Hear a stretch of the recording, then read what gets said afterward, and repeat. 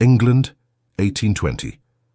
The autumn rain fell upon Mayfair with the persistence of unspoken truths, drumming against the window panes of Ashworth House as if seeking entrance to secrets kept within. Inside the grand drawing-room, Henry Ashworth, the 5th Duke of Ashworth, stood with his back to the hearth watching the rain trace melancholic patterns down the glass. He was a man of 28 years, possessed of the sort of classical handsomeness that made mothers of marriageable daughters flutter their fans with renewed vigor at every ball.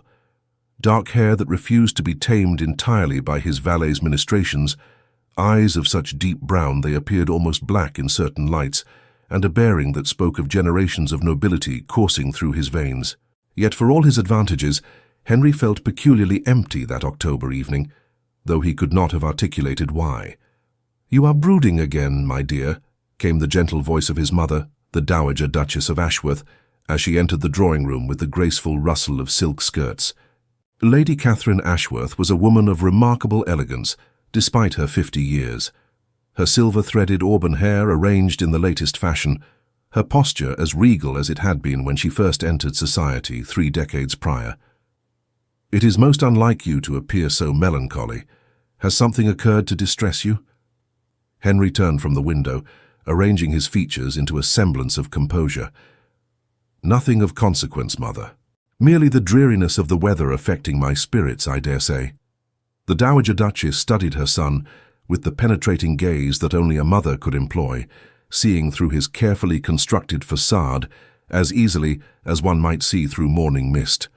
"The weather has been dreary for a fortnight, yet you have shown no such disposition until today. Come now, Henry, we have always been honest with one another. What truly troubles you?" A long moment passed before Henry spoke, his voice carrying a note of confusion that he himself found perplexing. "The Fairfax family has invited us to tea on Thursday next. I find myself reluctant to accept, though I cannot fathom why such a simple engagement should cause me any disquiet." "Ah," his mother said softly, settling herself upon the blue damask settee, with an expression that suggested she understood far more than her son. "And Miss Annabella Fairfax shall be in attendance, naturally."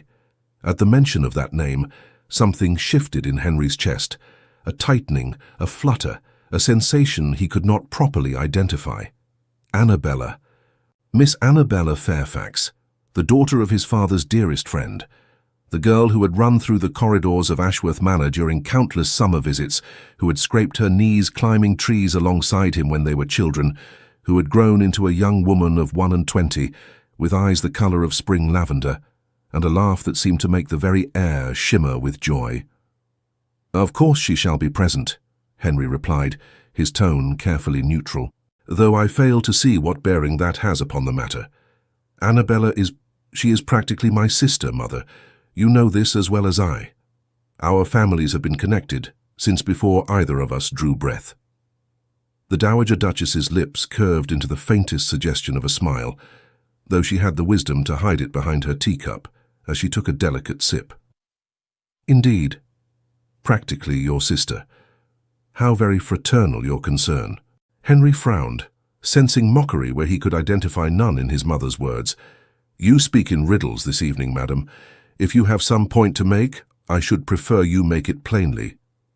"I merely observe, my dear, that for someone who views Miss Fairfax with such purely fraternal regard, you appear remarkably unsettled by the prospect of taking tea in her company." Lady Catherine set down her cup with precise care. "But perhaps I am mistaken. Perhaps it is merely the weather, as you say." Before Henry could formulate a response, the drawing-room door opened once more to admit Pemberton, the Ashworth butler, who had served the family for more than 30 years with impeccable discretion. "Your Grace," he intoned with his customary solemnity, "a message has arrived from Lord Fairfax. It is marked as urgent." Henry felt that strange tightening in his chest intensify as he crossed the room to accept the sealed letter. His hands, usually so steady whether holding reins or signing documents of state, trembled almost imperceptibly as he broke the wax seal bearing the Fairfax crest. His eyes scanned the contents once, then again, as if he could not quite believe what he read. The colour drained from his face with such rapidity that his mother rose from her seat in alarm. "Henry," What is it? Has something happened to the Fairfax family?" "Not happened," Henry said slowly, his voice hollow.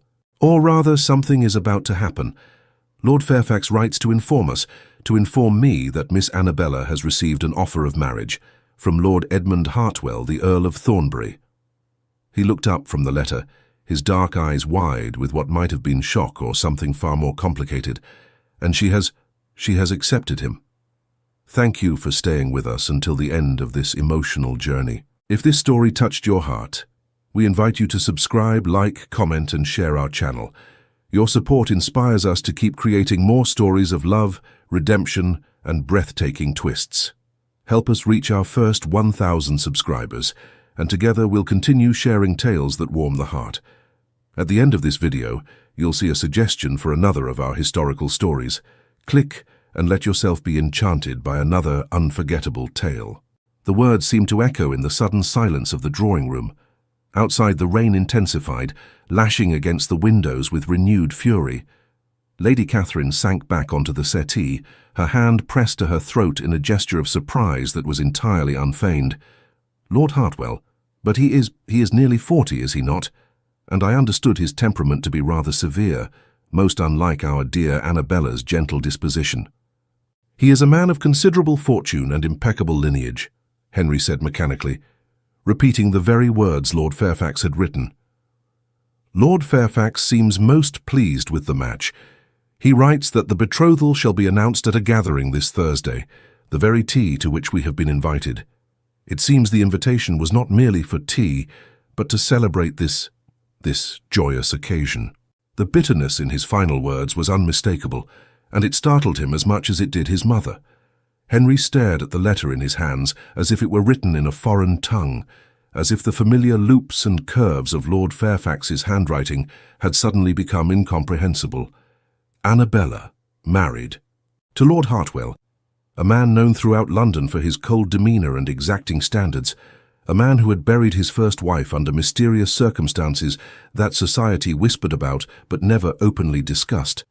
A man whose estate in Derbyshire was said to be as cheerless and grey as his disposition. "This cannot be," Henry whispered, and it was only in speaking the words aloud that he began to understand the violent rebellion occurring within his own heart. She cannot marry him. She should not. "Mother, you must see that such a union would be disastrous. Annabella is all warmth and light and laughter. To chain her to a man like Hartwell would be akin to burying sunshine beneath stone." Lady Catherine watched her son with growing understanding, her maternal heart recognizing what his conscious mind had not yet fully grasped. And yet Lord Fairfax, who loves his daughter dearly, has consented to the match. One must assume he believes it advantageous for her. Advantageous? Henry's voice rose, passion breaking through the careful control he had maintained for so many years. He began to pace the length of the drawing room like a caged lion, his hands clenching and unclenching at his sides. What advantage can there be in condemning a girl of her spirit to a life of cold formality and joyless propriety? Hartwell cares nothing for music, and Annabella plays the pianoforte like an angel. He despises literature, and she reads poetry until the candles burn down to stubs. He tolerates no levity whatsoever, and her laughter is the most... He stopped abruptly, the words dying on his lips as realization crashed over him with the force of a tidal wave. The room seemed to tilt beneath his feet. His breath came short and sharp as memory after memory flooded through his mind. Annabella at 17, reading to him beneath the oak tree at Ashworth Manor, while summer sunlight dappled through the leaves, her voice soft and melodious as she brought poetry to life. Annabella at 19, her eyes shining with unshed tears when he had told her, with careless kindness, that she was like a sister to him, that he treasured their friendship above all others. Annabella just 3 months past at the High Pemberton Ball, dancing with Lord Hartwell, while Henry watched from across the ballroom, fighting the inexplicable urge to cross the floor and claim her hand for himself, telling himself such possessive feelings were merely protective, fraternal concern.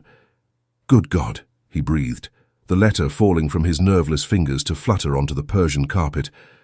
"I am a fool, the greatest fool who ever drew breath. Henry." His mother's voice was gentle, encouraging. drawing the confession from him as one might draw poison from a wound. "I love her." The words emerged as little more than a whisper, but they carried the weight of revelation, of truth too long denied. Not as a sister, never as a sister, though I convinced myself otherwise for years. I love her as a man loves the woman he cannot bear to live without, and I have realized it too late, far, far too late. He sank into a chair, his head in his hands, the very picture of elegant despair. The Duke of Ashworth, whose composure was legendary throughout society, whose control over his emotions was absolute, sat broken in his own drawing room, undone by the recognition of his own heart. Lady Catherine moved to her son's side, placing a comforting hand upon his shoulder, saying nothing, allowing him the space to feel the full weight of his discovery. "When did it happen?" Henry asked aloud, though he spoke more to himself than to his mother. "When did the girl who pulled my hair and challenged me to races across the meadows become the woman I cannot imagine my life without? Was it that summer when I returned from Cambridge and found her transformed from child to young woman? Was it the winter when she sat beside me through the long nights after father passed, saying nothing, simply being present, her hand in mine? Or was it always thus, and I merely too blind, too determined to see only what was proper and expected, to acknowledge the truth? The heart often knows its truth long before the mind will accept it," Lady Catherine said softly. "You have always been so controlled, my dear, so determined to do what was correct and expected of your station. Perhaps you could not permit yourself to see Miss Fairfax as anything but a childhood companion, because to acknowledge more would have required action, commitment, a declaration that would have altered both your lives irrevocably. And now another man has shown the courage I lacked." The self-recrimination in Henry's voice was bitter as wormwood. Hartwell saw her worth and claimed her, while I contented myself with pretending I felt nothing more than cousinly affection. "What manner of coward am I?" "You are no coward," his mother replied firmly. "You are a man who has just discovered his own heart. But I will not lie to you, Henry. The situation is indeed complicated. Miss Fairfax has accepted Lord Hartwell's proposal. To interfere now, to declare yourself after she has given her word, would be to risk her reputation and honor. Society would not look kindly upon such actions. Then what am I to do?" Henry looked up at his mother, his eyes filled with anguish. "Am I simply to attend this cursed tea party on Thursday, to smile and offer my congratulations, while my heart tears itself to pieces? Am I to stand witness to her engagement, knowing that every day thereafter brings her closer to a marriage that will surely extinguish the very qualities that make her who she is? How can I do nothing when every fibre of my being cries out against this union?" The Dowager Duchess was silent for a long moment, her intelligent eyes thoughtful. When she spoke, her words were measured, careful. "You cannot simply do nothing, that much is certain, but neither can you act rashly. Miss Fairfax's reputation must be protected above all else. Any hint of impropriety, any suggestion that you and she have been meeting in secret, or carrying on a correspondence unknown to her family, would ruin her in society's eyes. Lord Fairfax would never forgive such a transgression, and Miss Fairfax herself would be compromised beyond repair." "Then there is no hope." Henry's voice was flat, defeated. "I did not say that." A spark of something, calculation perhaps, or determination, lit Lady Catherine's eyes. "I said you cannot act rashly, but there may be a way to make your feelings known to Miss Fairfax, to give her the choice she deserves, without compromising her honor or violating the rules of propriety that govern our world."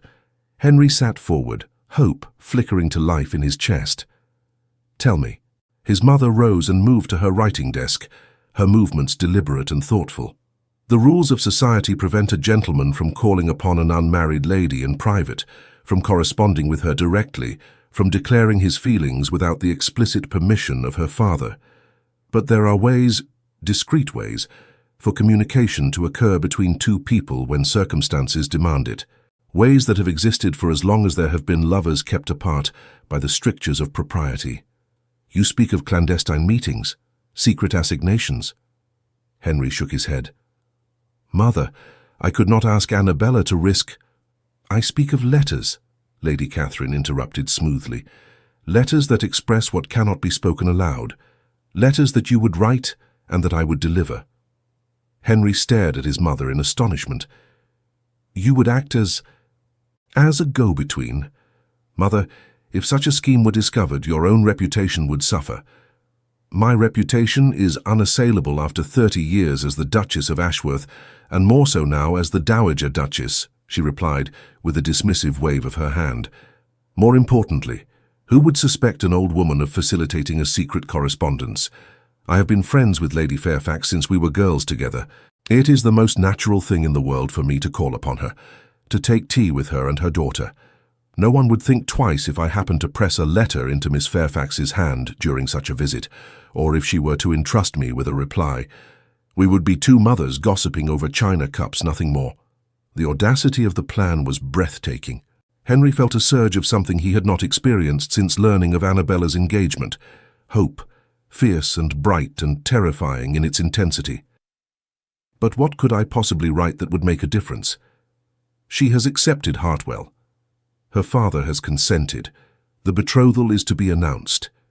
Even if she were to learn of my feelings, what good would it do? She is bound by honor to proceed with the engagement. Is she? Lady Catherine's tone was pointed. A betrothal is not a marriage, Henry. Until the vows are spoken in church, either party may withdraw if they have cause to do so. Yes, it would create scandal. Yes, there would be talk. But if Miss Fairfax were to realize that her affections lay elsewhere, if she were to understand that the man she believed saw her only as a sister, in fact loved her with all his heart, might she not find the courage to speak with her father, to explain that she had made a mistake in accepting Lord Hartwell?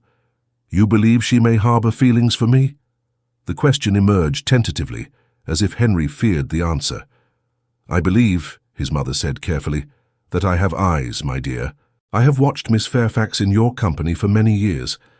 I have seen how her gaze follows you when she thinks no one observes, how her smiles are brightest when directed toward you, how she once excused herself from a ball in tears after overhearing you tell Lord Pemberton that you considered her a sister and nothing more. A woman does not weep over a man she regards with mere friendly affection. The memory struck Henry with physical force. That night at the Pemberton ball 2 years past, he had been speaking with his friend, laughing about the machinations of matchmaking mamas, when Lord Pemberton had remarked that Henry should simply marry Miss Fairfax and be done with the parade of hopeful debutantes. Henry had responded with practiced ease, declaring that Annabella was like a sister to him, that he could no more consider her romantically than he could his own blood relations. He remembered seeing a flash of blue silk disappearing around a corner, remembered thinking absently that someone must have been standing just beyond the doorway, but he had given it no further thought. Until now. Oh God. The words emerged as a groan. I said that where she could hear.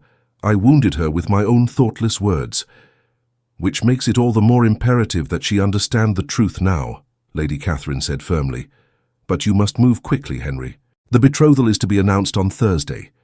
That gives us less than a week to act. If Miss Fairfax is to break her engagement, it must be done before the public announcement. After that, the scandal would be too great, the damage to her reputation too severe. Henry stood abruptly, energy and purpose flooding through him where moments before there had been only despair. Then I must write to her at once.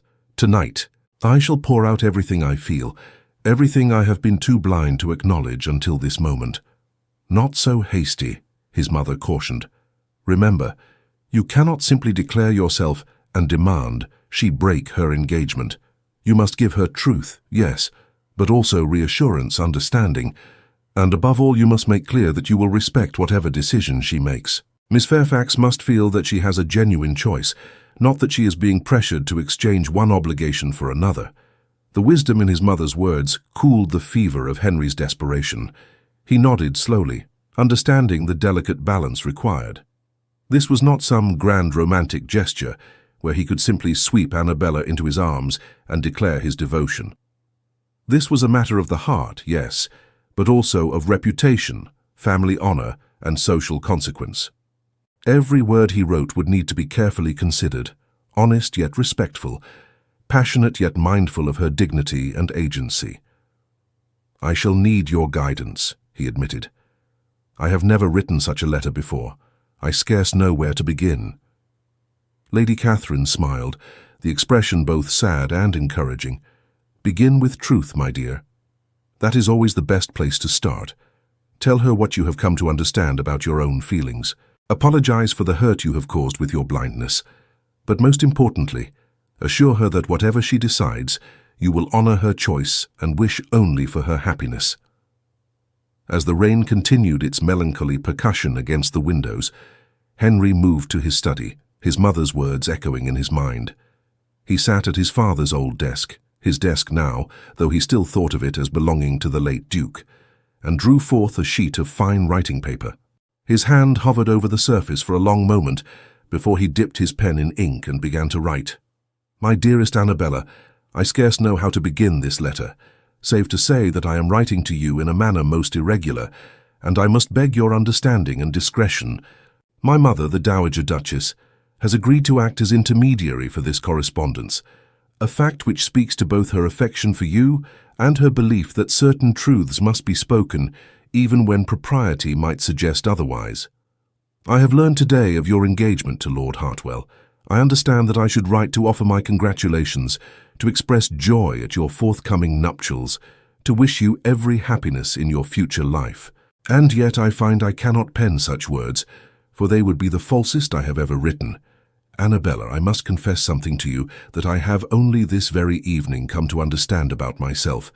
For years, perhaps for the whole of our acquaintance, I have thought of you in terms that I now recognize were both deeply felt and profoundly mistaken. I told myself, and I told others, that I regarded you as a sister, that my affection for you was purely fraternal. I believed this with all the certainty of my conscious mind. But the heart, it seems, knows truths that the mind refuses to acknowledge. Upon learning that you were to marry another, I felt not the pleased satisfaction one might feel at a sister's advantageous match, but rather a pain so acute, so devastating, that it brought me to my knees. In that moment of anguish, I understood what I should have recognized years ago. I love you, Annabella, not as a brother loves a sister, but as a man loves the woman he wishes to spend his life beside. Henry paused, reading over the words he had written. They seemed inadequate to express the tumult in his heart, yet anything more elaborate might sound insincere. He continued, his pen moving more swiftly now as honesty poured forth. I realize how this confession must appear, how convenient it seems that I should discover my feelings only after you have accepted another man's proposal. I cannot blame you if you think this some selfish attempt to unsettle your peace or disrupt your plans.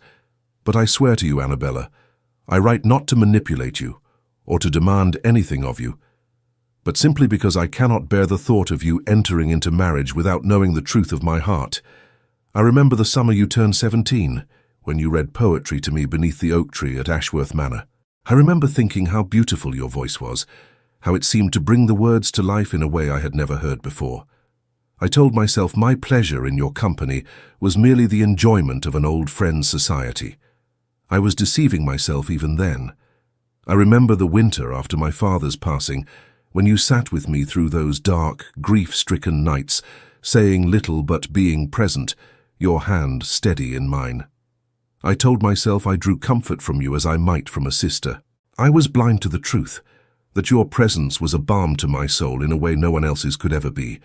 I remember the Pemberton ball 2 years past, when I spoke carelessly, thoughtlessly, within your hearing. I said you were like a sister to me. I saw a flash of blue silk as someone, you I now understand, fled from the doorway.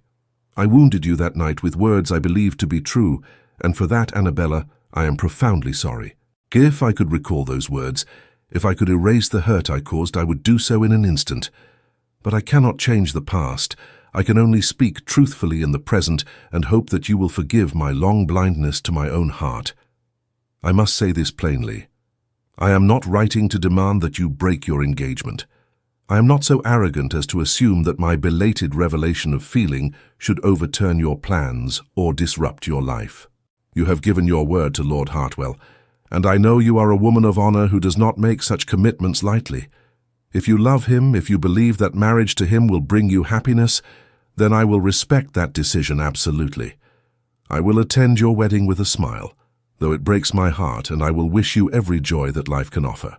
But if there is any part of you that doubts this match, if you accepted Lord Hartwell's proposal for reasons of duty or family expectation rather than genuine affection, if the thought of spending your life with him fills you with anything less than joy, then I beg you to consider carefully before you proceed. A betrothal is not yet a marriage.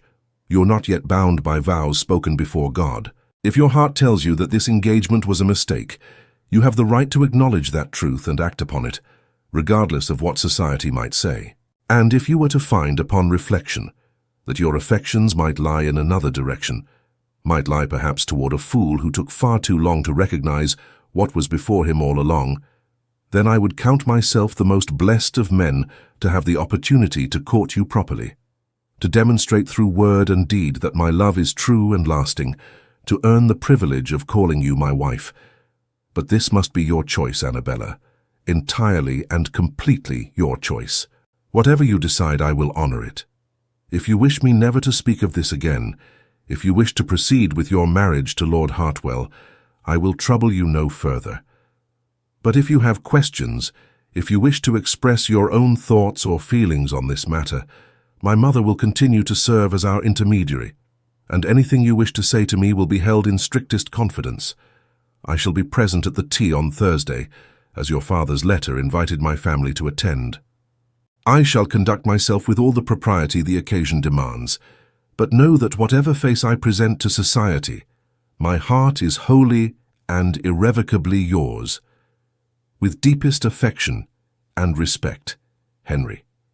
He read the letter through twice, making small corrections, then folded it with careful precision and sealed it with wax bearing his signet ring. His hands trembled slightly as he carried it back to the drawing room, where his mother waited with remarkable patience. "It is done," he said simply, placing the letter in her hands. "My fate, our fate, now rests in her reply." Lady Catherine took the letter with reverence, as if she understood the weight of hope and fear it contained. "I shall call upon Lady Fairfax tomorrow afternoon. It is not unusual for me to pay her a visit, and I shall ensure that this reaches Miss Fairfax's hands with complete discretion. And if she wishes to reply?" Henry's voice was rough with emotion. "Then I shall retrieve her response and bring it to you with all speed." His mother's expression softened. "Try to rest tonight, my dear. I know it seems impossible, but you have done all you can for the moment. The rest is in Miss Fairfax's hands, and perhaps in the hands of Providence." Rest, of course, proved impossible. Henry passed the night in his study, alternately pacing and sitting in his father's leather chair, staring at the flames in the fireplace as they slowly died to embers. His mind conjured endless variations of how Annabella might respond to his letter, with joy, with confusion, with anger at his presumption, with polite dismissal. Each imagined scenario was more tormenting than the last. By the time dawn broke over London, painting the rain-washed streets in shades of pearl and gold, Henry looked as haggard as a man who had survived a siege. His valet, the ever-discreet Thomas, made no comment upon his master's appearance beyond a barely perceptible raising of one eyebrow as he laid out fresh clothes. The day passed with excruciating slowness. Henry attempted to occupy himself with estate business, with correspondence that required his attention, with a book from his library, but none of it could hold his focus for more than a few moments. His mind was miles away, in a grand house across Mayfair, wondering if his mother had successfully delivered his letter, if Annabella had read it, what her reaction might have been. It was late afternoon when Lady Catherine finally returned to Ashworth House. Henry, who had been watching from the window of his study like a sentry on duty, nearly knocked over his desk chair in his haste to meet her in the entrance hall. "Well?" he demanded, propriety abandoned in the face of desperate need. "Did you see her? Were you able to give her the letter?" His mother handed her cloak and gloves to a waiting footman with maddening composure before turning to her son. "Let us speak in private," she said, and led the way to the drawing-room with Henry following so closely he nearly trod on her skirts. Once the door was closed behind them, Lady Catherine's formal bearing softened slightly. "I saw her, Henry," I was able to deliver your letter directly into her hands during a moment when Lady Fairfax had stepped away to see about some refreshments. Miss Fairfax's reaction was illuminating. "Tell me everything," Henry urged. "Every detail." She went quite pale when I handed her the letter and explained what it contained. Her hands shook as she took it from me, not from fear, I think, but from strong emotion. She asked me if what I said was true, if you truly had feelings for her beyond friendship. I confirmed that you did, that you had only just come to understand your own heart. And Henry could barely breathe. And she asked for time to read and consider your words. She promised to send a reply through me, but she needed time to think. That was when Lady Fairfax returned, and we spoke of nothing more consequential than the upcoming season for the remainder of my visit. Lady Catherine paused, studying her son's face. But Henry, there was something else. When I rose to take my leave, Miss Fairfax accompanied me to the door. As I departed, she pressed something into my hand. This. She drew from her reticule a small folded piece of paper.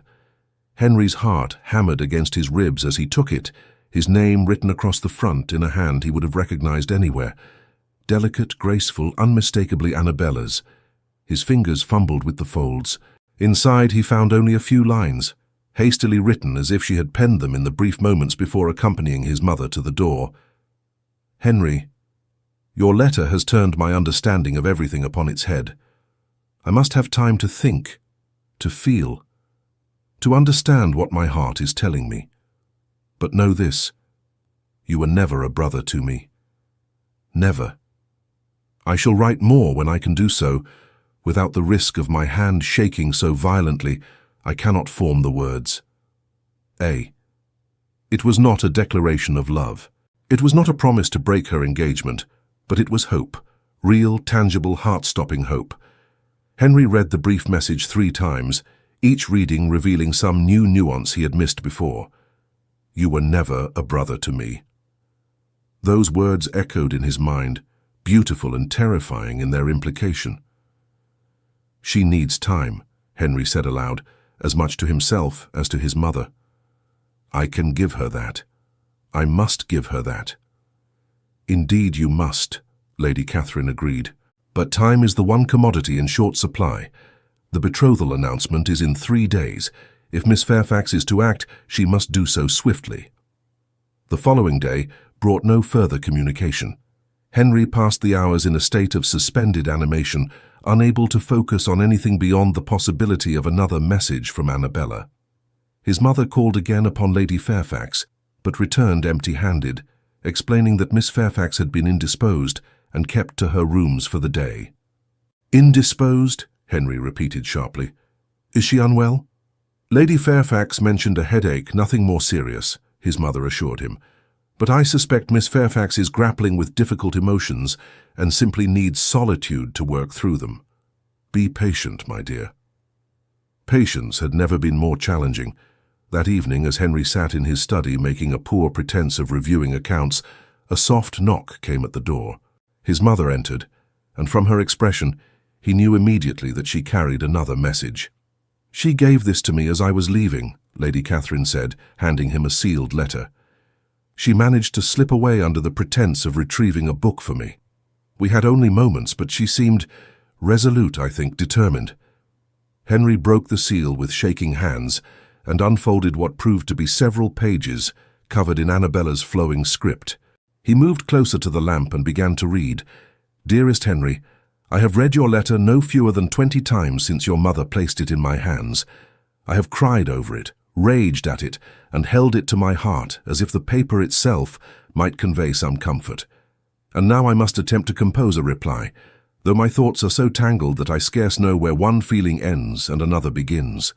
First, you must know that your confession has not surprised me as much as you might think. Or rather, the fact that you have feelings for me is not what surprises. What shocks me to my core is that you have admitted them. For years, Henry, I have carried a secret love for you that I believed would never be returned. I have watched you at balls and gatherings, have treasured every moment of conversation between us, have kept each memory like a precious gem hidden away where no one might see and mock me for my foolish devotion. When you told Lord Pemberton that I was like a sister to you, I felt as if my heart had been torn from my chest. I wept for 3 days, telling my mother I had caught a chill. In truth, I was grieving for a love I thought could never be acknowledged, let alone returned. I decided that night that I must make every effort to regard you as you regarded me, as a friend, nothing more. I tried, Henry. I truly tried to extinguish what I felt. But the heart, as you so rightly observed in your letter, knows truths the mind cannot alter. I continued to love you despite my best efforts to do otherwise. Every time I saw you, my resolution crumbled. Every conversation between us left me both joyful and devastated. Joyful to be in your company, devastated by the knowledge that you saw me only as a sister. And so when Lord Hartwell approached my father to request permission to court me, I did not discourage the suit as perhaps I should have. He is not the sort of man I would have chosen for myself if I were free to choose based solely on affection. You are correct in your assessment of his character. He is cold, formal, exacting in his standards, but he is also wealthy, titled, and considered an excellent match by society's measure. My father was overjoyed at the prospect of such an alliance. I told myself that perhaps this was for the best. If I could not have the man I loved, then what did it matter whom I married? At least with Lord Hartwell I would be settled, secure, removed from the torment of seeing you at every social gathering and knowing you could never be mine. I convinced myself that affection might grow with time, that companionship could develop even where passion did not exist. I accepted his proposal not out of love, Henry, but out of desperation and resignation. And now you write to tell me that everything I believed was false. You tell me that you love me, that you have perhaps always loved me, but were too blind to see it. Do you have any conception of what such words do to a woman's heart? It is as if I have been walking through darkness for years, and suddenly someone has lit 1,000 candles all at once.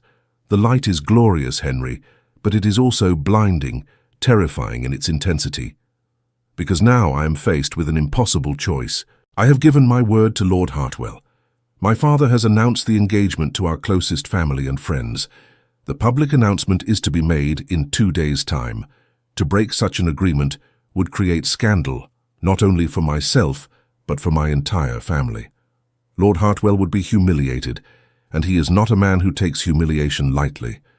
There would be consequences, social, financial, perhaps even legal, depending on how vindictive he chose to be. Yet how can I proceed with this marriage now that I know the truth of your feelings?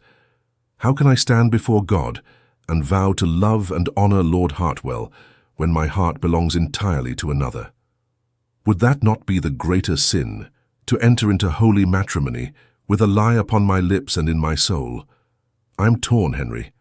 I'm frightened and confused, and so desperately hopeful that it hurts to draw breath. I need to see you, to speak with you face to face, to hear these words from your own lips rather than written on paper. But I know that is impossible. The rules of propriety that govern our world will not permit such a meeting, not without proper chaperonage, not without risking the very reputation we are trying to protect. What am I to do? I have prayed for guidance, but heaven seems silent on the matter. I have examined my heart from every angle, and it speaks with singular clarity. I love you, I have always loved you, and the thought of binding myself to another man when you have finally declared yourself is unbearable. But love alone does not solve the practical difficulties we face. Even if I were to find the courage to break my engagement to Lord Hartwell, there is no guarantee that my father would consent to a match between us. He might be furious at my breach of word, might refuse to consider any alternative arrangement. He might even send me away to relatives in the country to avoid further scandal. And you, Henry, what of your position? You are the Duke of Ashworth. Your choices are scrutinized by society in ways mine are not. If you were to pursue me after I had broken an engagement, there would be talk. Some would admire your romantic gesture. Others would condemn you for interfering in another man's betrothal. Your reputation might suffer. Your standing in society might be damaged. Can I ask you to risk that for my sake? Yet even as I write these objections, even as I list all the reasons why this is complicated and difficult and fraught with danger, my heart cries out with a single unwavering truth. I want to be with you. I want to walk beside you through life as your wife, your partner, your beloved. I want to laugh with you and read poetry beneath oak trees and sit with you through dark nights when grief threatens to overwhelm. I want everything that marriage could offer between two people who truly love one another, not the hollow, joyless union I would have with Lord Hartwell. So I must ask you plainly, Henry, what do you propose we do? How can we navigate these treacherous waters without destroying both our reputations and our family's honor? You write that you will respect whatever decision I make, but I confess I am paralyzed by indecision. I need your counsel, your wisdom, your strength to help me find a path forward. Write to me again, I beg you. Tell me what you think we should do. Tell me if you truly believe there is hope for us, or if this confession has come too late, when the wheels of fate have already been set in motion and cannot be stopped. I await your reply with all the desperate hope and fear my heart can contain. Yours, always and irrevocably. Annabella Henry read the letter through once, then immediately read it again, his emotions swinging wildly between elation and despair. She loved him. She had always loved him. Those words alone were enough to make his heart soar, but the complications she outlined were real and daunting. He could not simply dismiss her concerns, could not wave away the very legitimate obstacles that stood between them and happiness. She is right about the difficulties, he said aloud, looking up to find his mother watching him with patient understanding. Even if she breaks the engagement, Lord Fairfax may refuse to consider an alternative match. He may view my involvement as interference and manipulation. And Hartwell, I have no doubt he would seek some form of retribution if he were publicly humiliated in this manner. All of that is true, Lady Catherine acknowledged. But are those obstacles insurmountable, or are they merely challenges that require careful navigation? You tell me, Mother. You have far more experience in the intricacies of society than I. Henry set down the letter and began to pace, his mind working through possibilities. How does one convince a father to allow his daughter to break one engagement in favor of another without causing irreparable scandal? His mother was quiet for a long moment, her fingers tapping thoughtfully against the arm of her chair. The key, she said finally, lies in ensuring that breaking the engagement appears to be Lord Hartwell's idea, or at least a mutual decision reached by both parties. If Miss Fairfax simply announces she has changed her mind, she appears fickle and unreliable. But if there is some reason, some incompatibility discovered, some concern raised, that makes both parties agree the match is unsuitable, then the dissolution of the engagement can occur with minimal scandal. But what reason could there be? Henry demanded. They have been courting for weeks. Any incompatibility should have been discovered long before the engagement was agreed upon. So unless, Lady Catherine said slowly, certain information came to light only after the engagement was settled.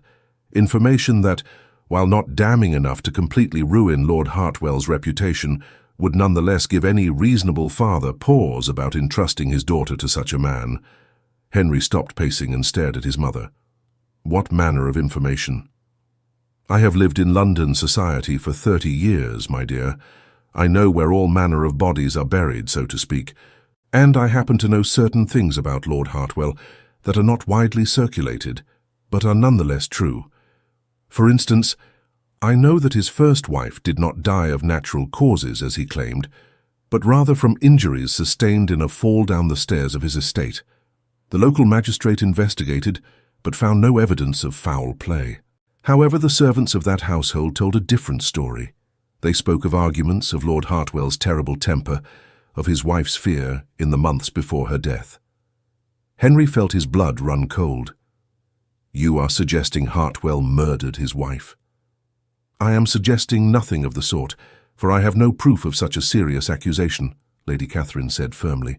What I am suggesting is that there is documented evidence of Lord Hartwell's volatile temper, of his first wife's fear, of suspicious circumstances surrounding her death that were never fully investigated.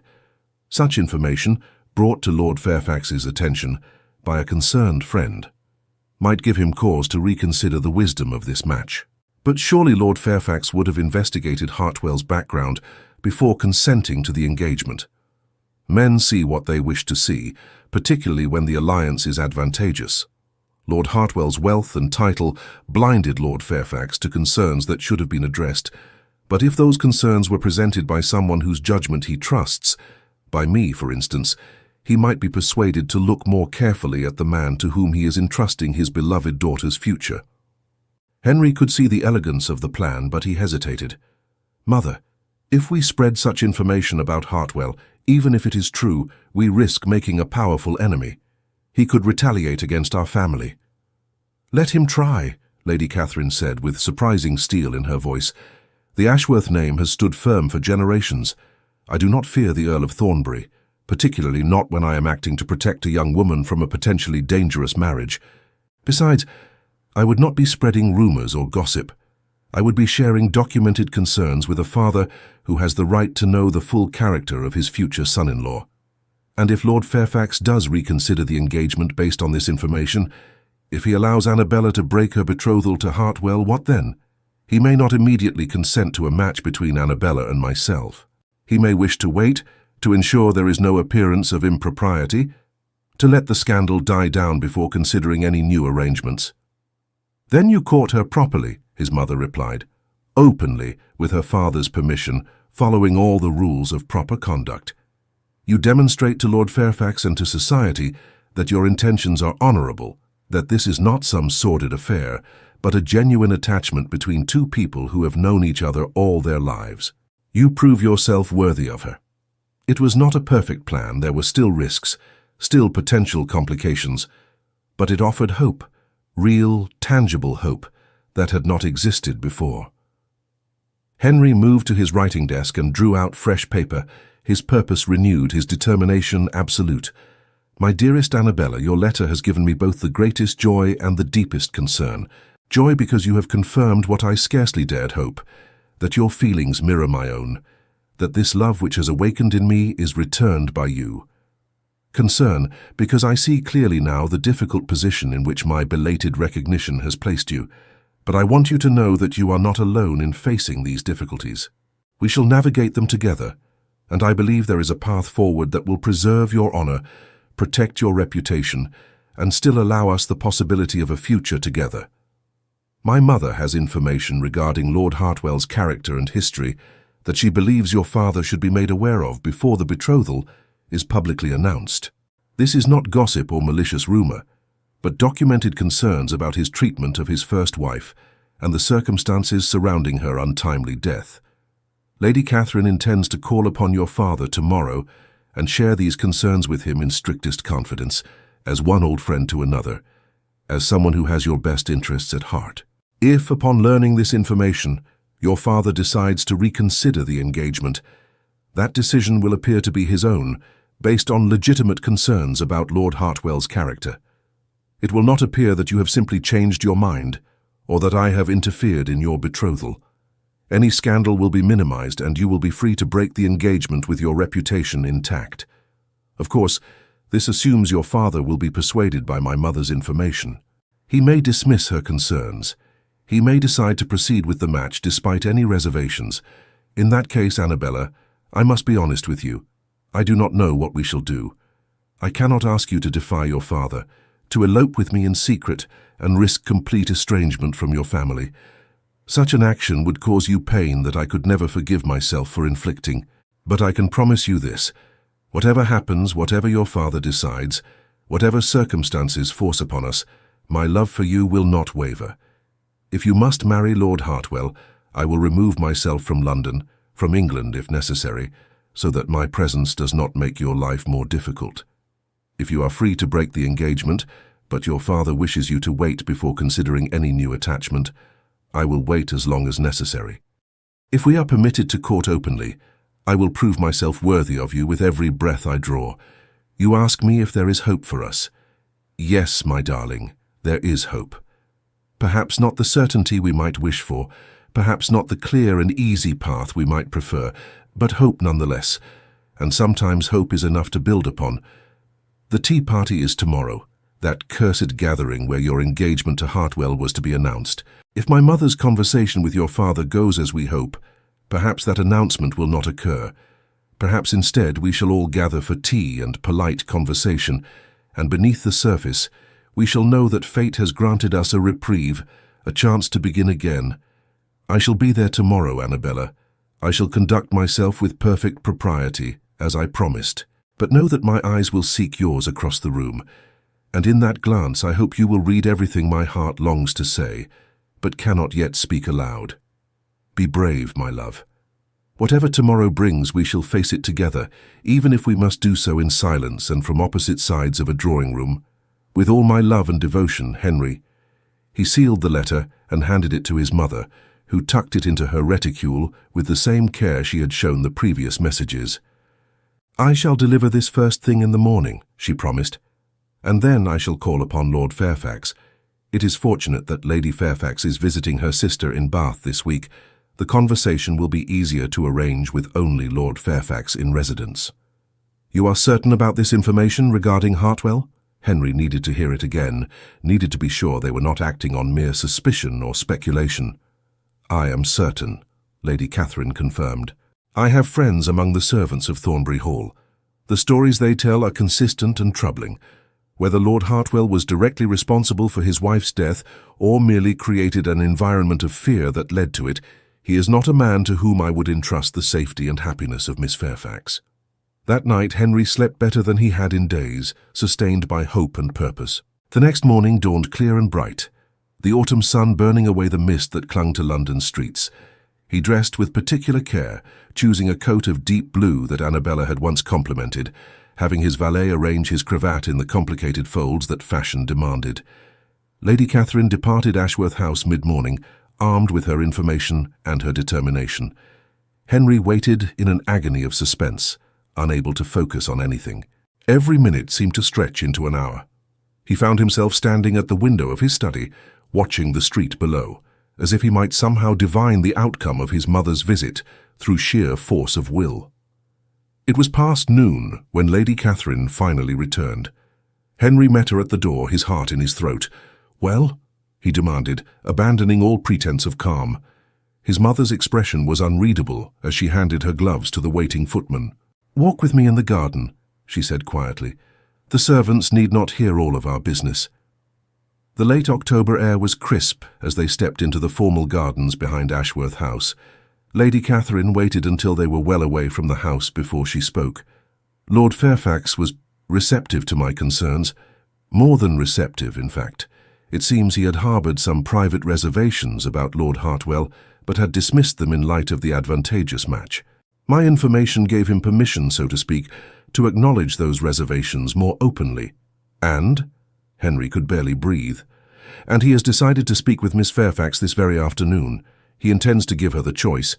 She may proceed with the engagement to Lord Hartwell if she wishes, now fully informed of his character, or she may break the engagement with his full support and blessing. He will handle Lord Hartwell personally, will make it clear that the dissolution is due to concerns about Hartwell's treatment of his first wife, and will ensure that Miss Fairfax's reputation remains untarnished." Relief flooded through Henry with such force that he had to steady himself against a nearby stone bench. "She will have the choice. That is all I could hope for." "There is more," Lady Catherine continued. "I took the liberty of mentioning in the most casual manner possible that you had seemed rather affected by the news of Miss Fairfax's engagement, that I had observed over the years a particular regard between the two of you. Lord Fairfax is not a foolish man, Henry. He understood my meaning. He asked me directly if you had formed an attachment to his daughter." Henry's heart stopped. "What did you tell him?" "I told him the truth, that you had only recently come to understand your own feelings, that you had not acted upon them while she was engaged to another, but that if circumstances were different, you would wish very much to court Miss Fairfax with his permission and blessing." He was quiet for a long while after that. "Mother, you overstepped," Henry said, though he could not manage to sound truly angry. "You had no right to speak for me without my knowledge." "Perhaps," she conceded with a small smile, "but I am an old woman and I took advantage of that license. Do you wish to know what Lord Fairfax said?" "Tell me." "He said that he had long suspected you, and Annabella might suit one another. He said that your father had once remarked upon it years ago when you were both still quite young. He said that if Annabella were to break her engagement to Lord Hartwell, and if after a suitable interval you wish to approach him regarding a courtship, he would be pleased to consider the matter. The world seemed to tilt beneath Henry's feet. Pleased to consider it? That is practically consent, is it not? It is as close to consent as a father can give before his daughter has actually broken her current engagement, Lady Catherine replied. The rest, my dear, is up to Miss Fairfax. If she chooses to proceed with Lord Hartwell despite her father's concerns and her own feelings, then there is nothing more we can do. But if she chooses to break the engagement, then you have her father's blessing to court her openly and properly. The tea is in 3 hours, Henry said, glancing up at the sun to judge the time. By then, Annabella will have spoken with her father. By then, she will have made her choice. Indeed, I suggest you prepare yourself for any outcome. Hope for the best, but steel yourself for the worst. Those 3 hours were the longest of Henry's life. He changed his coat twice, decided the blue was indeed the best choice, then changed into a different blue entirely. He practiced what he might say if given the opportunity to speak with Annabella privately. Though he knew such an opportunity was unlikely to arise, he imagined her face when she saw him, tried to prepare himself for joy or disappointment or anything in between. Finally, mercifully, it was time to depart for the Fairfax residence. Henry and his mother travelled in the Ashworth carriage through the familiar streets of Mayfair, the short journey feeling interminable. When they arrived at the elegant townhouse, they were ushered into the drawing-room where several other guests had already assembled. Friends of the family, acquaintances, people who had been invited to celebrate what was meant to be a joyous announcement. But the atmosphere in the room felt strange, tense. Lord Fairfax stood near the fireplace, his expression grave. There was no sign of Annabella. Lady Hartwell, Lord Hartwell's elderly mother, who had accompanied her son, looked confused and somewhat irritated. And Lord Hartwell himself stood by the window, his face carved from ice, his jaw so tight Henry could see the muscle jumping beneath his skin. "Ah, the Duke and Dowager Duchess of Ashworth," Lord Fairfax said with strained courtesy as they entered. "Thank you for attending. I'm afraid there has been a change in circumstances regarding this afternoon's planned celebration." Before he could elaborate, the door opened once more, and Annabella entered the room. Henry's breath caught at the sight of her. She wore a gown of pale lavender that made her eyes seem even more luminous than usual, but those eyes were red-rimmed, as if she had been weeping. Her chin was raised, however, her posture straight and proud, despite the obvious distress she had endured. Her gaze found Henry's across the room, and in that moment everything he needed to know was written in her expression. Relief, hope, fear, and above all, love. Undeniable, unmistakable love. "Lord Hartwell," Lord Fairfax continued, his voice carrying the weight of difficult duty, "I have explained to you the concerns that have come to my attention regarding your first marriage. In light of this information, and after speaking at length with my daughter, we have mutually agreed that it would be best for the engagement between you and Miss Fairfax to be dissolved. I assure you this is not a decision we have reached lightly, and I deeply regret any disappointment or inconvenience this may cause you." The silence that followed this pronouncement was absolute. Lord Hartwell's face went from ice to fire, a flush of rage spreading across his features. "You would break our agreement based on servants' gossip and idle speculation about events that occurred years ago, events that were fully investigated by the proper authorities and found to be tragic accidents." "I would break our agreement," Lord Fairfax replied with quiet dignity, "based on concerns for my daughter's safety and happiness. The information brought to my attention suggests that your household was not a happy one, that your first wife lived in fear, and that regardless of the official conclusion regarding her death, there are questions that remain unanswered. I cannot in good conscience proceed with this engagement. And I suppose," Lord Hartwell said, his voice dripping with venom as his eyes swept the room and landed on Henry, "this sudden discovery of conscience has nothing whatsoever to do with the fact that the Duke of Ashworth is present. How very convenient that Lord Fairfax's old friend should bring such concerns to his attention mere days before the betrothal announcement. How very convenient indeed." "Lord Hartwell, you overstep," Lord Fairfax warned. "The Duke had nothing to do with this decision, did he not?" Hartwell took a step toward Henry, his hands clenched into fists at his sides. "Tell me, Your Grace, did you have a hand in this? Did you persuade Lord Fairfax to break his word to me? Did you fill his head with lies and suspicions about my character in order to clear the path for yourself?" Every eye in the room turned to Henry. He felt the weight of their gazes, felt the precariousness of the moment. One wrong word, one ill-considered response, and he could make everything worse. He forced himself to remain calm, to meet Hartwell's furious stare with steady composure. "Lord Hartwell," he said quietly, "I had no conversation with Lord Fairfax prior to today. I did not spread lies or suspicions about your character. What information Lord Fairfax received came from sources other than myself, and any decision he has made regarding his daughter's future is his own." "And yet you benefit from this decision, do you not?" Hartwell pressed. "The engagement is broken and now you are free to pursue Miss Fairfax yourself. A remarkable coincidence." "That is enough, Lord Hartwell." Annabella spoke for the first time, her voice shaking slightly but clear and firm. "The Duke of Ashworth has behaved with perfect propriety throughout this entire affair. You will not impugn his honor in my father's house." Hartwell turned his cold gaze upon her, and something in his expression made Henry's blood run cold. There was cruelty there, a capacity for vindictiveness that made him profoundly grateful Annabella would not be binding herself to this man. "You will regret this, Miss Fairfax. Breaking an engagement is no small matter. Society will talk. Your reputation will suffer.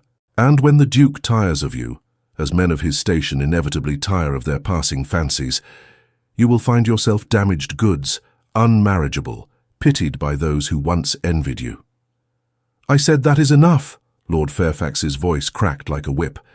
"You will leave my house immediately, sir.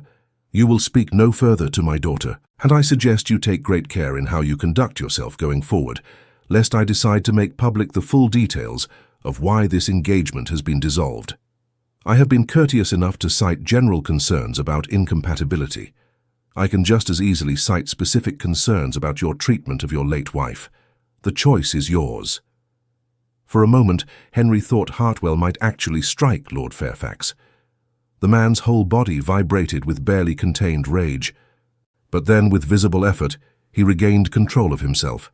"This is not over," he said softly, dangerously. "You have made a powerful enemy today, Lord Fairfax. You as well, Your Grace. I do not forget insults, and I do not forgive betrayal." He turned on his heel and stalked from the room, his elderly mother hurrying after him with muttered apologies and obvious embarrassment. The other guests began to file out as well, recognizing that the afternoon's entertainment, such as it was, had concluded. Within minutes, only the Fairfax family and the Ashworths remained. Lord Fairfax seemed to age 10 years in the space of moments. He sank into a chair, his hand over his eyes. "That was even more unpleasant than I had anticipated. Father, I am sorry," Annabella began, moving to his side. "I never meant to bring difficulty upon our family." "Hush, child." He reached up to pat her hand. "You have nothing to apologize for. I should have investigated Hartwell more thoroughly before consenting to the match. I allowed my judgment to be clouded by considerations of wealth and title, and I nearly made a grievous error. You were right to question the engagement, and I was right to support your decision to break it. But Lord Hartwell's threats are the bluster of an angry man who has been thwarted. He will not act on them. He has too much to lose if I decide to speak openly about the circumstances of his first wife's death." Lord Fairfax looked up at his daughter, his expression softening. "You are free now, Annabella, free to make your own choice about your future, without coercion or pressure. Whatever you decide, I will support you." It was Lady Catherine who spoke next, her tone gentle. "Perhaps, Lord Fairfax, it would be appropriate for you to allow the young people a few moments of private conversation. Properly chaperoned, of course. I shall remain in the room, as will you if you wish, but perhaps we might retreat to that corner by the window and afford them the illusion of privacy. I believe they have matters to discuss." Lord Fairfax studied the Dowager Duchess for a long moment, then nodded slowly. "Very well. But the door remains open, and you and I shall be present throughout. I will not have any further damage done to my daughter's reputation." "Of course," Lady Catherine agreed. She rose and took Lord Fairfax's arm, guiding him to the far corner of the large drawing-room, near the windows that overlooked the garden. They stood with their backs turned, offering Henry and Annabella a measure of privacy, while still maintaining the propriety the situation demanded. Henry moved toward Annabella, his heart hammering so hard he was certain she must be able to hear it. Up close he could see the traces of tears on her cheeks, the exhaustion in her eyes, but also the relief and joy that lit her features from within. She was the most beautiful thing he had ever seen. "Annabella," he said softly, "are you truly all right? That scene with Hartwell was unpleasant but necessary," she interrupted. "And I am well, Henry, better than well. For the first time in months, I feel as if I can breathe freely. Your father said you were free to make your own choice about your future." Henry struggled to keep his voice low, mindful of their chaperones across the room. "Have you given any thought to what that choice might be?" A smile curved her lips, tentative, nervous, but genuine. "I have thought of little else since I received your first letter. I have thought about what my life would be like if I had proceeded with the marriage to Lord Hartwell, imagining long years of cold formality and joyless duty. And I have thought about what my life might be like if I were brave enough to reach for what my heart truly desires." "And what does your heart desire?" The question emerged as barely more than a whisper. "You," she replied simply. "It has always been you, Henry. From the time I was old enough to understand what love meant, it has been you. When you said I was like a sister to you, I thought my heart would never recover. But now, knowing that you have come to understand your own feelings, knowing that what I felt was not unrequited after all, it is almost too much joy to contain." Henry took her hand, a daring gesture even with chaperones present, but he could not resist the need to touch her, to make some physical connection that affirmed the emotional bond between them. Her fingers curled around his, warm and strong and sure. "Then may I have your father's permission to court you properly?" he asked. "Not in secret, not through clandestine letters delivered by my mother, but openly, as a gentleman courts the lady he hopes to make his wife. May I call upon you here? May I escort you to social gatherings? May I demonstrate to you and to all of society that my intentions are honorable and my affection is true?" "I believe my father has already indicated he would welcome such attentions," Annabella replied, her smile widening. "But perhaps you should ask him directly. He is, after all, just across the room." Henry glanced toward Lord Fairfax, who was still ostensibly staring out the window, but whose posture suggested he was listening to every word. Taking a deep breath, Henry raised his voice slightly.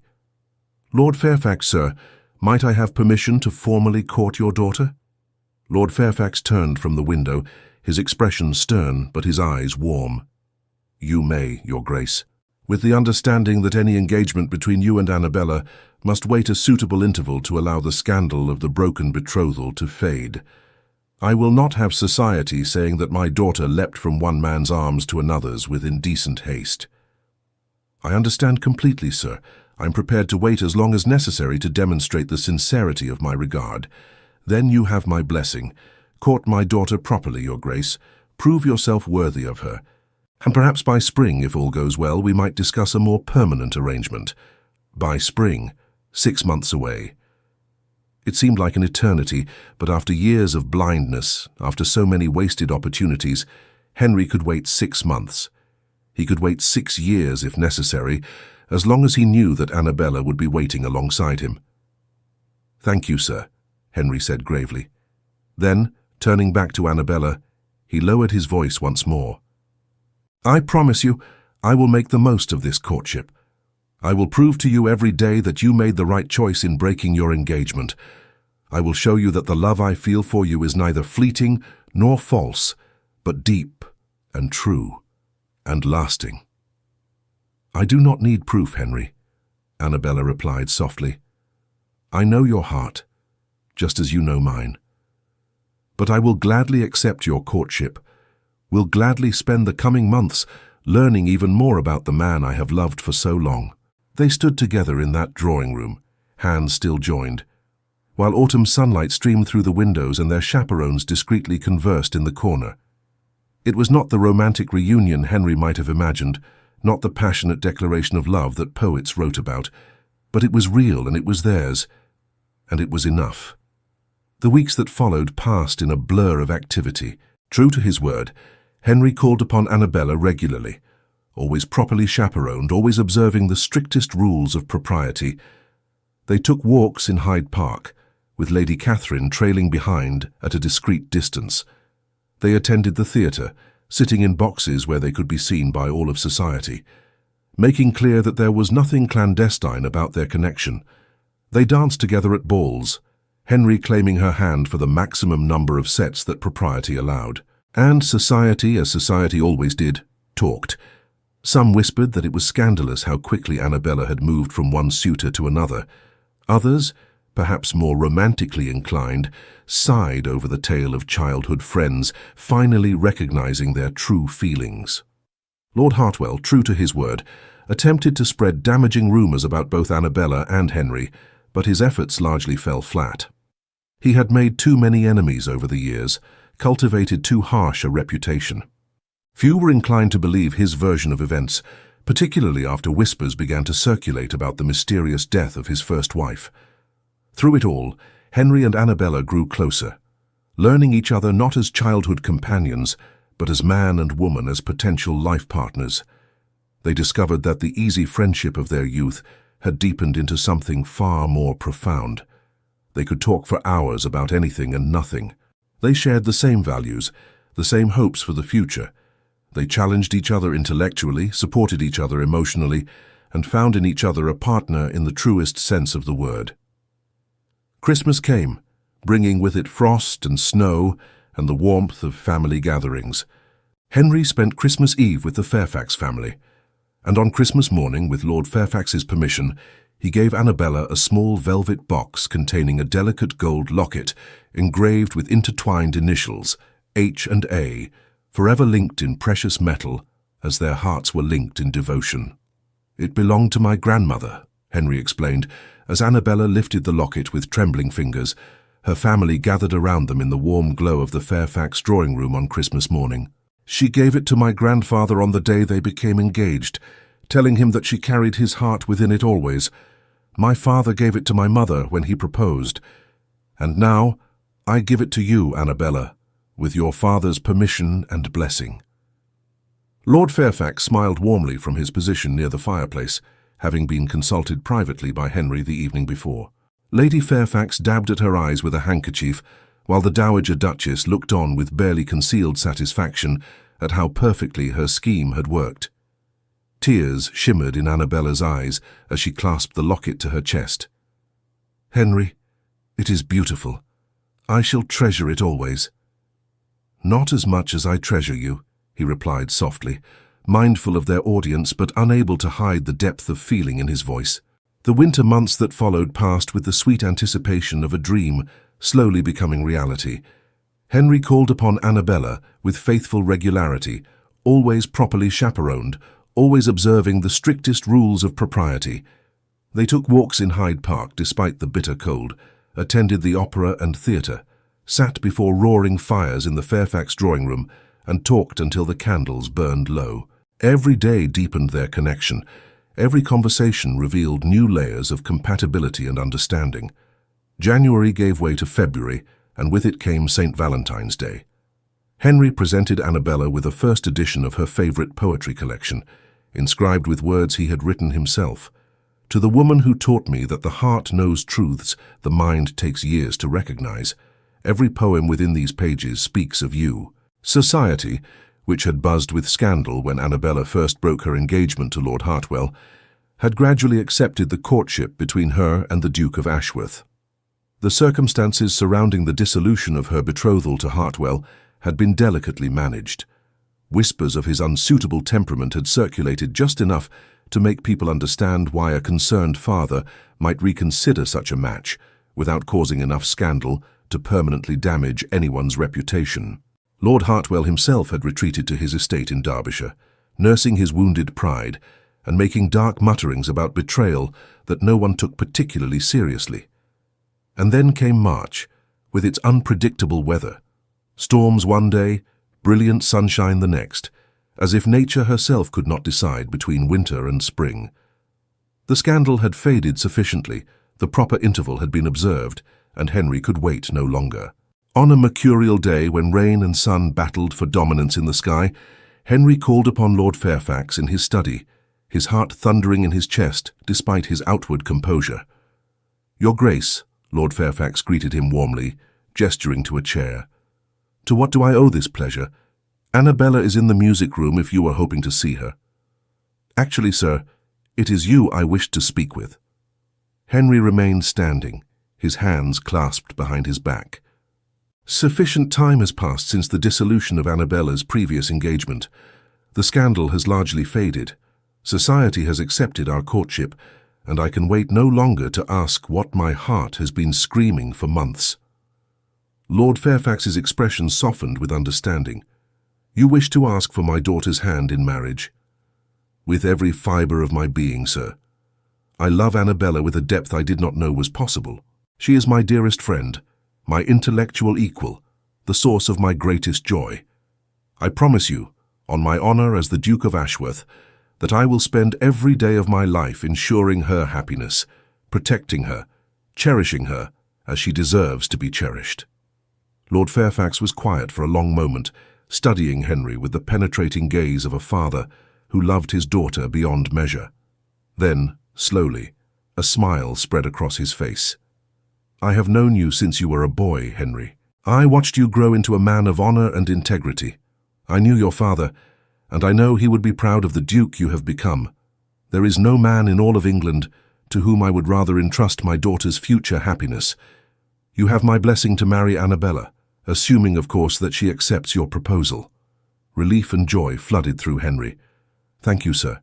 Thank you for your blessing, for your trust. Go to her, Henry. She is waiting in the music room. I believe you will find her alone. Her mother and I thought you might appreciate a moment of privacy for what you wish to ask." Henry strode from the study toward the music room, where he could hear the faint strains of a pianoforte melody. He pushed the door open quietly. Annabella sat at the pianoforte, her fingers dancing across the keys with effortless grace. She wore a gown of soft rose silk, and around her throat gleamed the gold locket he had given her at Christmas. She stopped playing and turned, her face lighting up with the smile that never failed to make his heart skip. "Henry, I did not hear you arrive. Father said you wished to speak with him." "I did." He closed the door behind him and crossed to where she sat. "May I join you?" "Of course." She shifted on the piano bench, and he sat beside her, taking her hands in his. "Annabella, I have just come from your father's study, where I asked him for permission to pose a question to you." Her breath caught, her lavender eyes widening. "Henry, I know I have not always been wise where you are concerned. I wasted years not recognizing what was before me. But I see you now, Annabella. I see you so clearly that I wonder how I ever saw anything else." Tears began to slip down her cheeks, but she was smiling radiantly. "You see me. You have always seen me, Henry." He slid from the piano bench and knelt before her on the music room floor. From his coat pocket, he withdrew a small velvet box and opened it to reveal a ring of breathtaking beauty.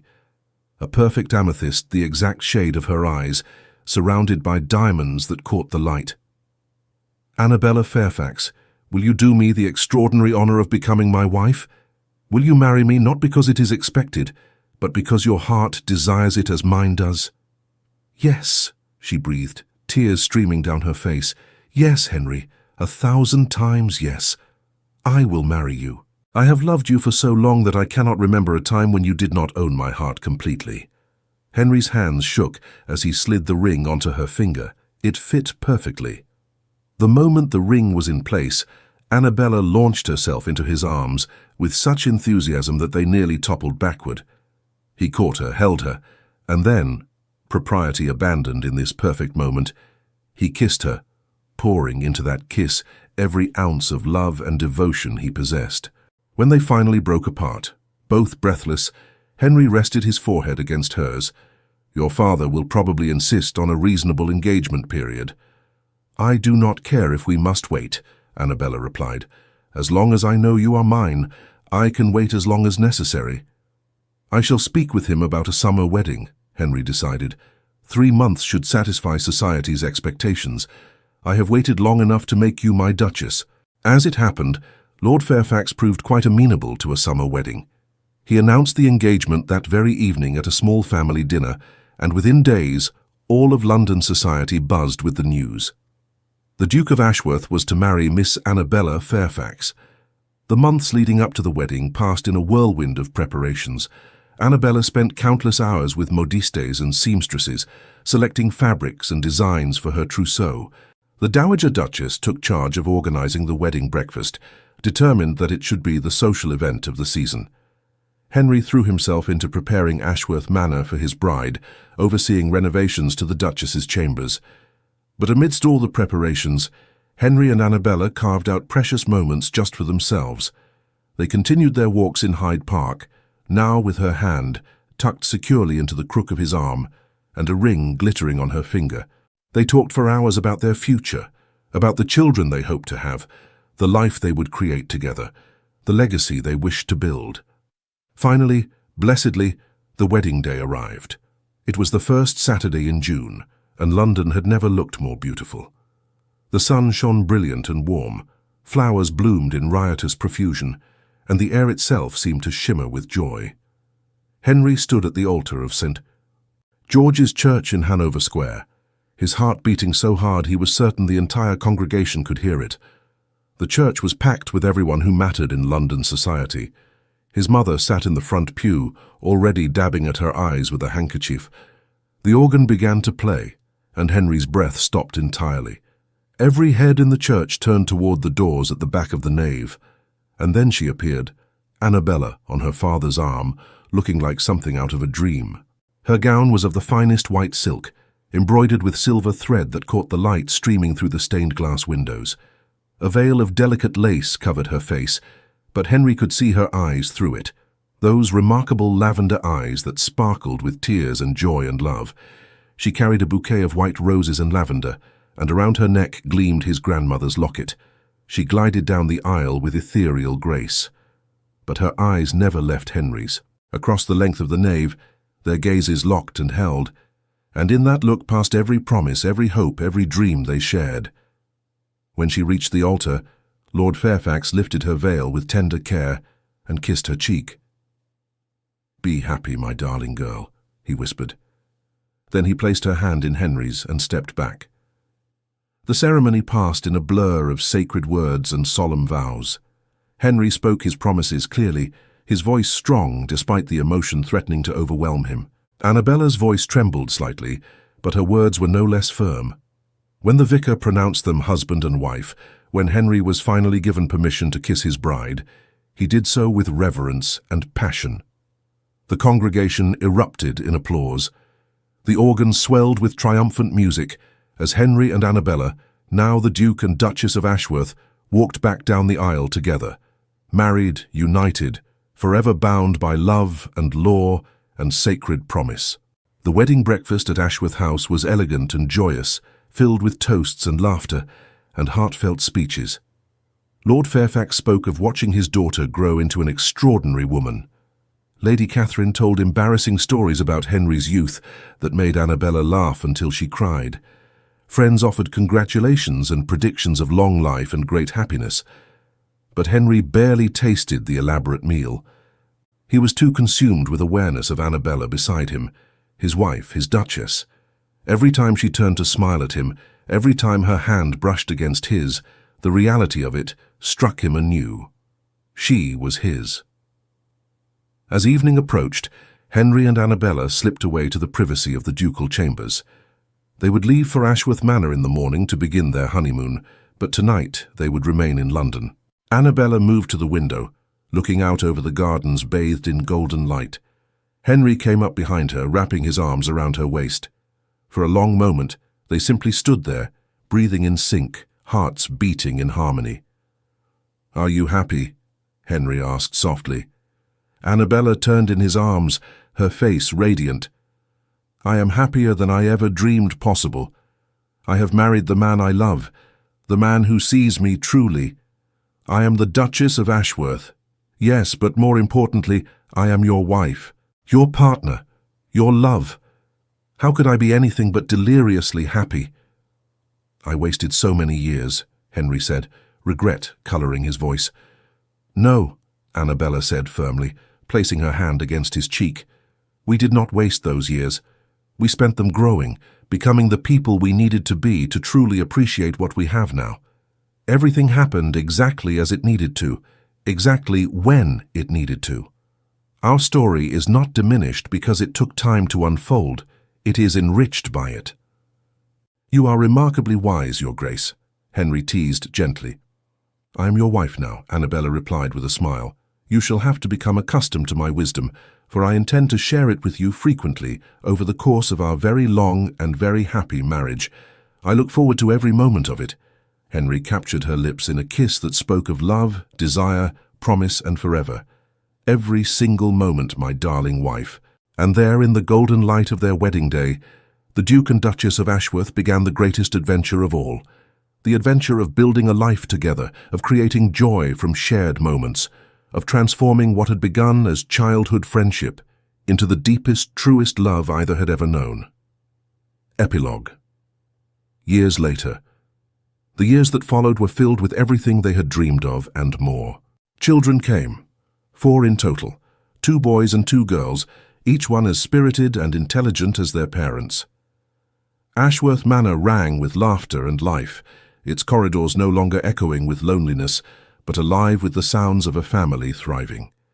Henry proved himself an exemplary duke, managing his estates with wisdom and care, while Annabella became known throughout England for her patronage of the arts and her tireless work on behalf of education for girls.